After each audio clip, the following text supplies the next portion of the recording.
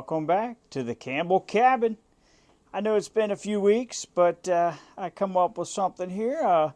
This is something I think you might find interesting and helpful. Hopefully, that's the reason I'm doing these videos about the firewood and everything else we do at the cabin, to try to help you have a more efficient, streamlined experience with firewood. So, let's see here. Today, I want to talk about stocking the porch. This is me and what I come up with over the last 16, 18 years probably of stocking the porch. And each year I try to add something a little bit different. And this year I added the rack to the porch. And I know this ain't for everybody, and most wives are going to be like, "You're not putting that rack on my back porch." Well, we're in this little cabin here. My wife don't care as long as she ain't out here. So here, we'll start here. This is how I stock the cabin back porch. And the reason I stock it like this is because it has everything I need to just come on the back porch, get what I need, take it inside. So like today, it's like freezing out here. It's 23 degrees in the afternoon. And this is what I come up with yesterday. So we're going to start here. I got a little bit of kindling down on the bottom. I used to stack it a lot higher till I got the shelf. So that's where I used to stack all my kindling. But now I'm putting my kindling over here on the bottom shelf, and that works out well. We're 10 foot. Well, we're about 8 foot off maybe 10 foot off the overhang, so it typically don't get wet. Rain don't come in that far. Snow typically doesn't. So we'll start here at this end of the porch, and I'll go across here, and I'm going to show you how I do it. So on each end of the porch, this end and way down there, when I bring the firewood up, I always stack the night burning. The night burners are always on the end of the stacks to help support everything. So, or something we want to throw a couple in the wood stove to carry us 12 hours through the day. We know where to go, especially at night or early in the morning. We just come out here, we go to one end, we get a nice big chunk. And this year, I decided I got my apple wood, just standard pieces, small, medium, right here, the night burning apple wood. Well, that's not apple, that one piece there.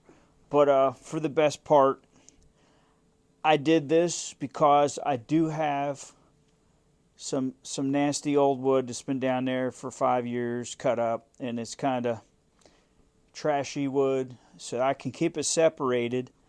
So when I take it in and put it on the rack for the night, I'm taking the good stuff in, and I know where I'm getting it.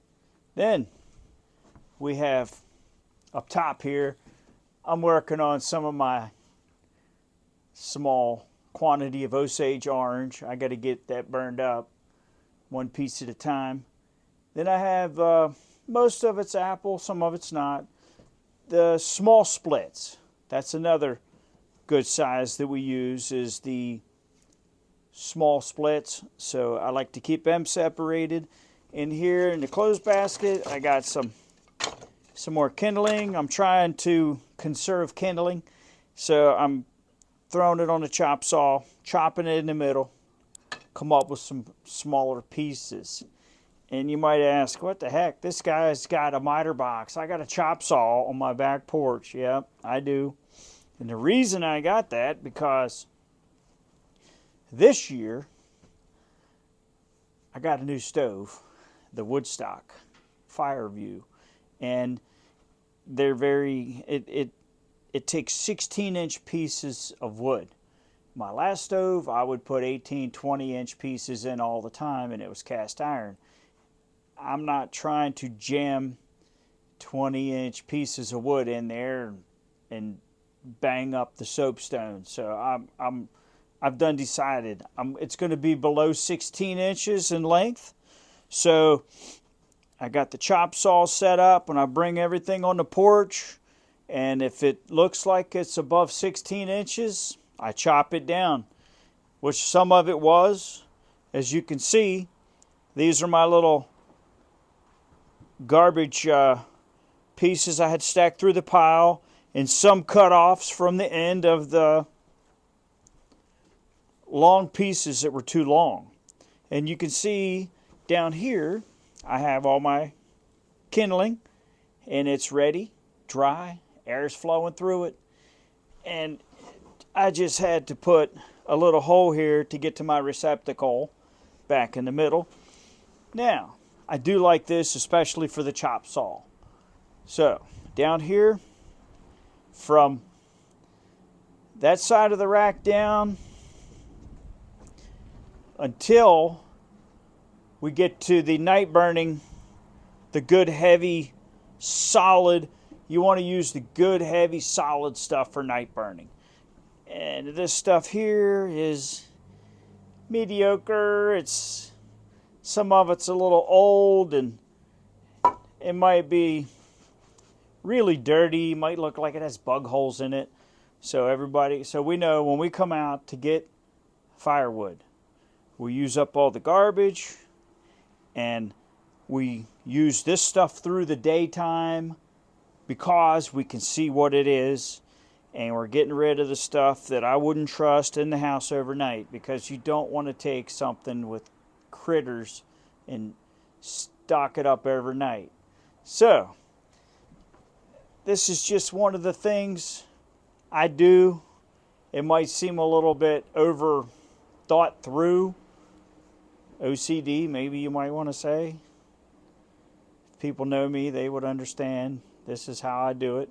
So I like to be organized, and this is about a month. So I'm thinking a month, I won't have to go get nothing. I got kindling, night burning pieces, small splits. We're good to go. One more thing. When you're done with the firewood,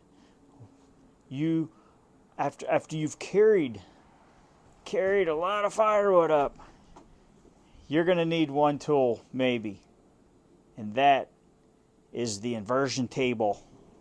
That's why we got this up here.